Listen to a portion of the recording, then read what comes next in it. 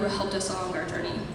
Thank you, Ms. Forbes, for making our mornings 10 times better. Even though we were tardy and inevitably would end up in lunch detention, you made it worthwhile. Thank you, Ms. Bennett, for getting us out of high school and into the real world. Without you, we would never leave Fraser.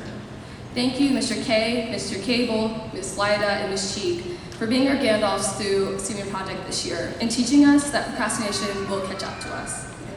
Thank you, Ms. Freeman, for putting the fear of God into us freshman year, but being a role model for us today. Thank you, front desk volunteers, for asking us if we went lunch if we were late and keeping our cell phones safe. Thank you, Mr. Sinclair, for teaching us that hard work does pay off, and showing us that if we work towards our victories, we will win. Thank you, Ms. Anderson, for letting us loiter in the library and recommending amazing books. You have taught us important lessons and a lot about citations. Thank you to all the teachers who have put up with our crazy antics this past 4 years. Y'all are the realists. Thank you, loved ones, for listening to our constant complaints about wearing polos every day, not having enough dress-out days, and our new complaints about IDs. You guys have helped us through our wild ride through high school and will continue helping us through our lives. Lastly, I would like to thank the class of 2016. Thank you for letting me be a part of your family for the past 4 years.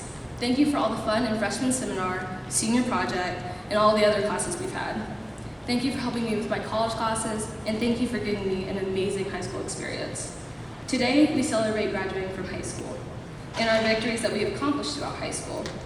May we continue working hard and always wanting for the best. Thank you for coming out today, and I'd like to welcome Austin Evers to the podium to say the pledge.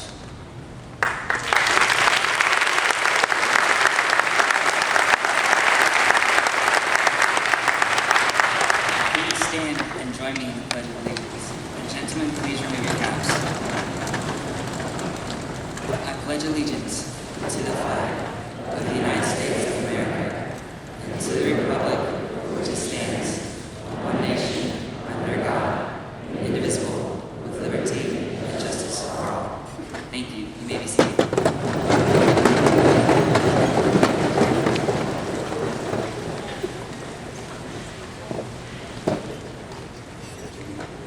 Today we celebrate the graduating class of 2016. Family has come from out of town, which means our homes are spotlessly clean. Gone are the days of light-up shoes, Saturday morning cartoons, and reading Dr. Seuss. But if he was here, you know what he'd say. You're off to great places. Today is your day. Your mountain is waiting, so get on your way. We've spent these past weeks running many errands and ultimately denying that this is all coming to an end. But in the hustle and bustle of life, we have forgotten to pause for a moment and enjoy the time we're allotted. Look at your neighbor. Really look into their eyes. If you look long enough, you'll soon see a light, a burning flame, a passion, a love, a memory, a tear, a wish, a hope, a cry, a soul, a life, living and breathing in front of you, all around you, with different backgrounds and stories. But here our stories are merged together, a point on the line in all of our lives, the lives that seem to keep moving nonstop. But if you stop for this moment, see that all of our lives have paused together in one large, beautiful intersection of life. If you listen closely, you'll hear our hearts all beating to their own drum, their own rhythm, their own life, their own story. But listen closely, listen gently, be still, be silent. You'll hear all our hearts beat at once for a single moment, this moment, that we are here together for the same purpose, but only if you stop, pause, and reflect at this intersection of all of our lives.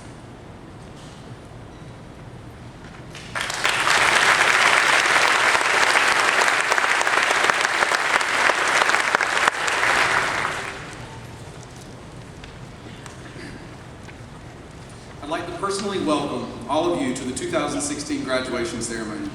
Parents and other family members, congratulations on shepherding your child through these crucial years and preparing them for the independence, temptations, struggles, and triumphs that they will face in the years to come. And I'd like to thank you for letting us be a part of that and trusting us. It is an honor and very humbling that we were able to serve you and your children during these years. Congratulations to each of you, graduates, for the hard work that you've poured in to the time that you've had earning your Brazier Middle College diploma. You've successfully completed each of the required courses, your senior project, and many of you have gotten a head start on earning a college degree. You may have developed, or you have developed many skills while you're at the school as well. That's going to serve you as you move into college and the workforce.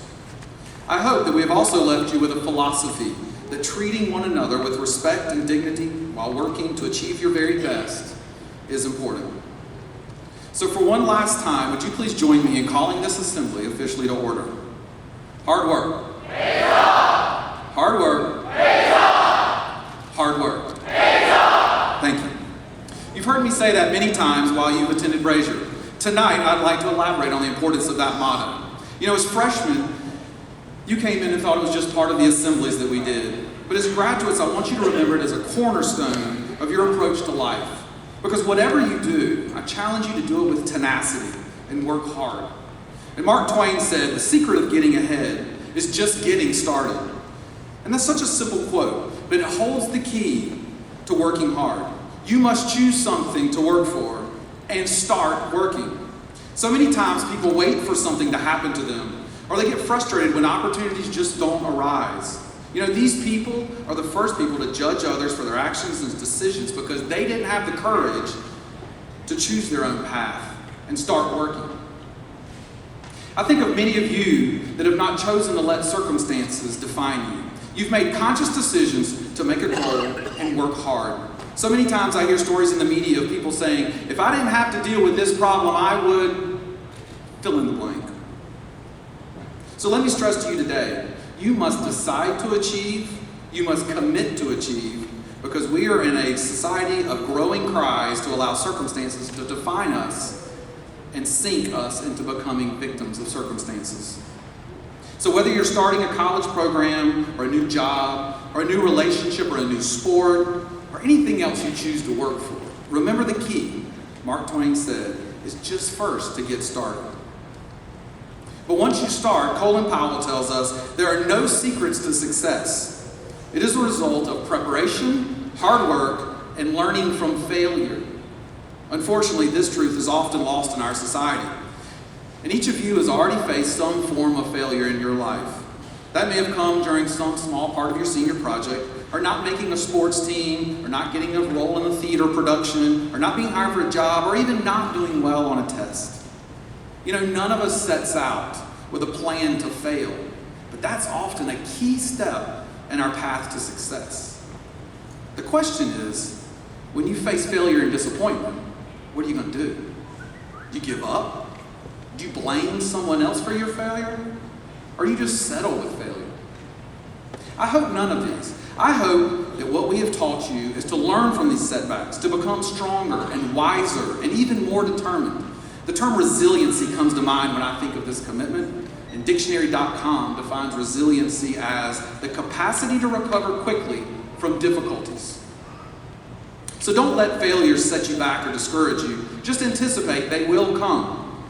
Charles Swindoll wrote, life is 10% what happens to you and 90% how you react to it.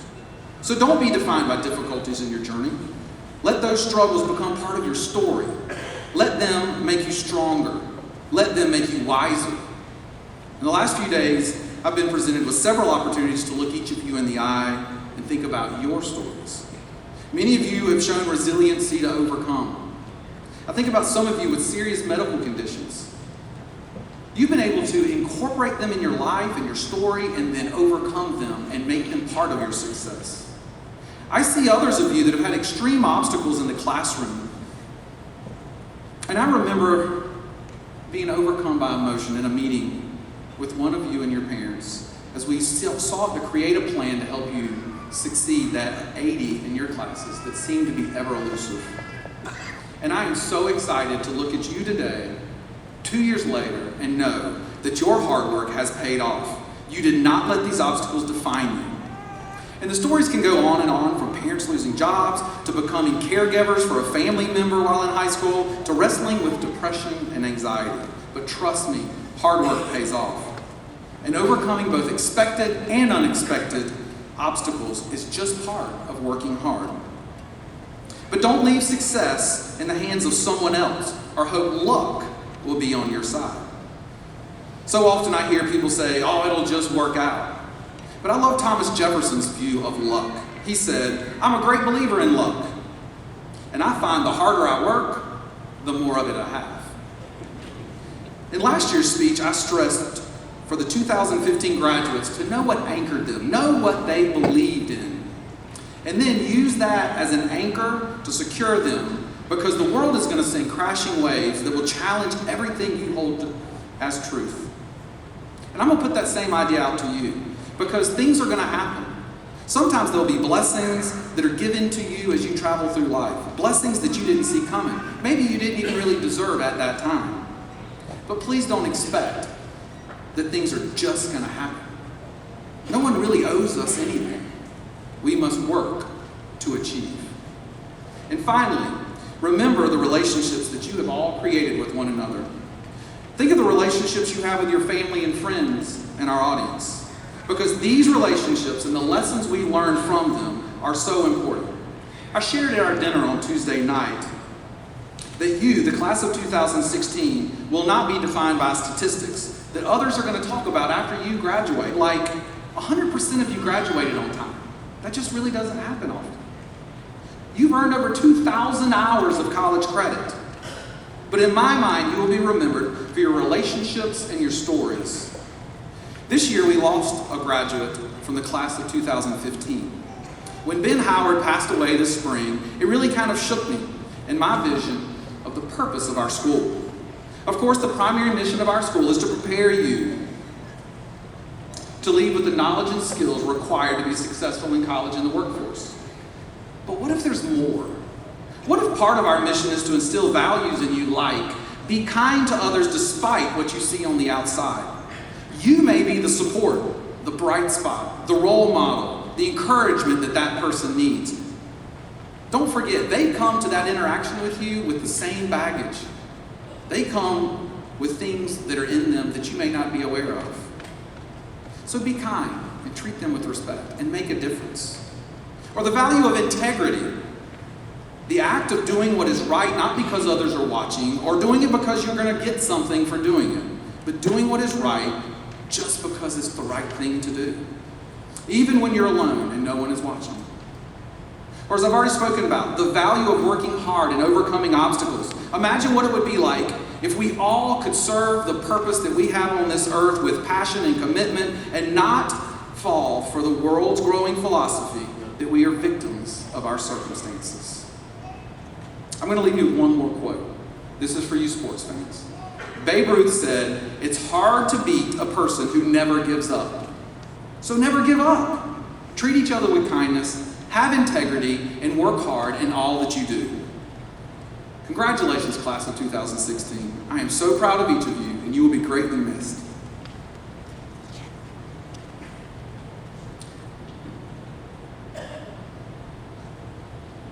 Make me proud. I know you will. Thank you.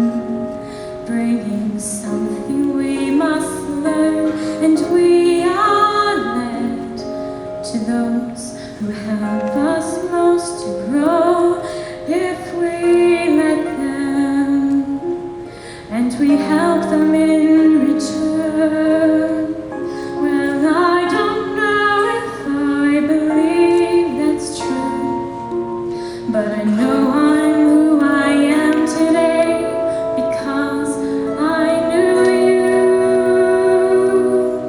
Like a comet pulled from orbit as it passes the sun, like a stream that meets a boulder halfway through the wood. Who can say if I've been changed for the better? Because I knew you.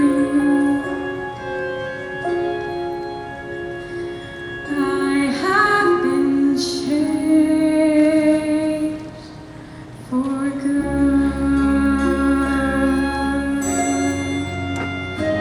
It will maybe we may never meet again in this lifetime.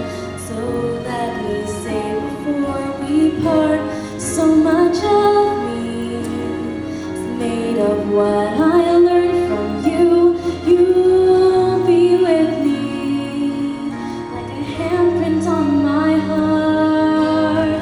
And now whatever way our stories end, I know you have rewritten mine by being my friend. Like a ship blown from its mooring by a wind off the sea, like a seed drawn by a skybird in a distant wood. Who can say if I've been changed for the better? But because I knew you, because I knew you, I have been changed for good.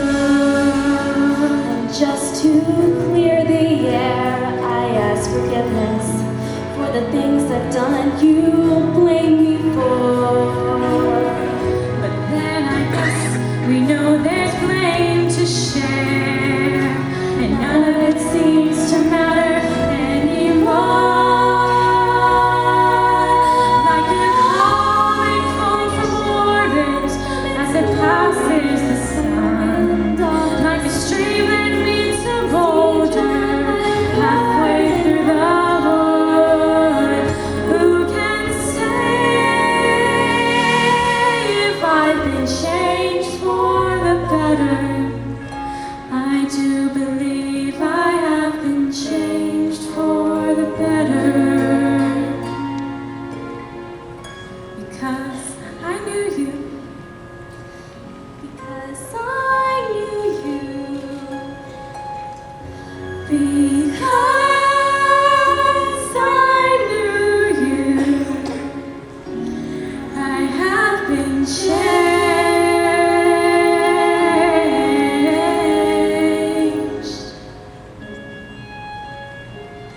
for good.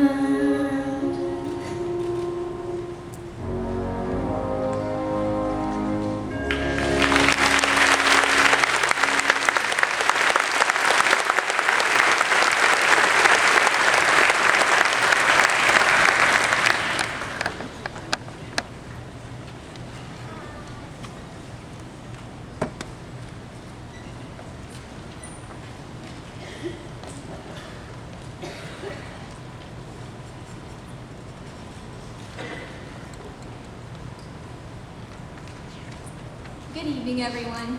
Before I get into my deep and meaningful pastimes here at Brazier Middle College, I would like to thank my friends, family, and teachers for making those times worth remembering and sharing with you all today. When I first came to high school, it was a whole new world from what I was used to in middle school. With so many different paths to take, I decided to do as Robert Frost wrote. I took the road less traveled by, and that has made all the difference.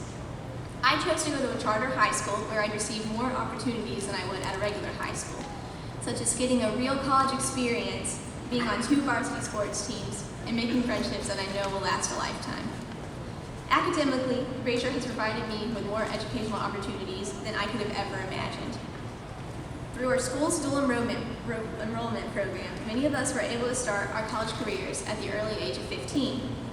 Through the personal relationships we were able to build with our teachers, We were always pushed to reach our goals and were constantly encouraged along the way.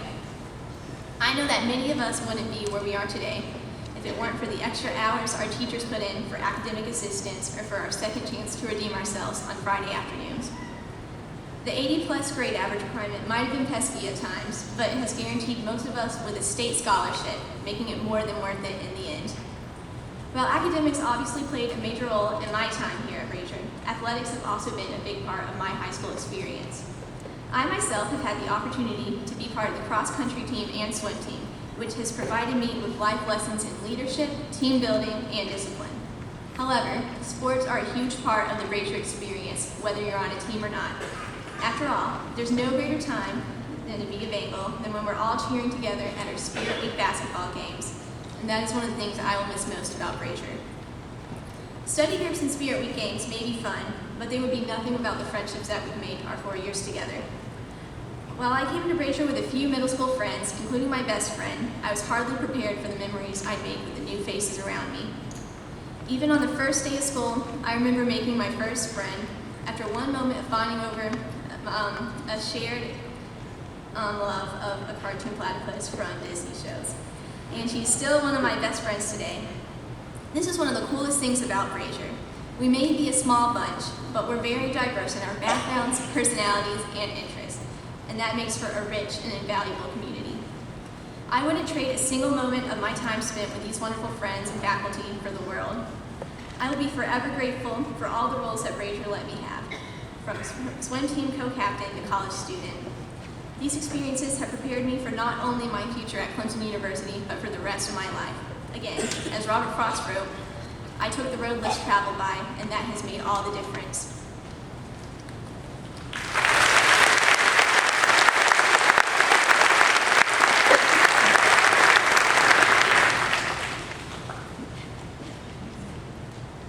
Good evening, everyone. First and foremost, I would like to address the fact that we made it this far. High school has been full of challenges, successes, and memories made, and it is a huge accomplishment to be graduating. Whether you're college-bound, heading into the workforce, or going into the military, give yourself a huge pat on the back for all the hard work you put towards this occasion. This is a day for celebration and a day to celebrate you. I would like to extend a big thank you to the teachers, staff, and family members here today for helping us achieve this milestone in our lives. Taking the road less traveled is something we have all done at Brazier, from dual enrollment opportunities to senior projects to participation in the community. But let us not stop there. As individuals, we should continue to advocate for ourselves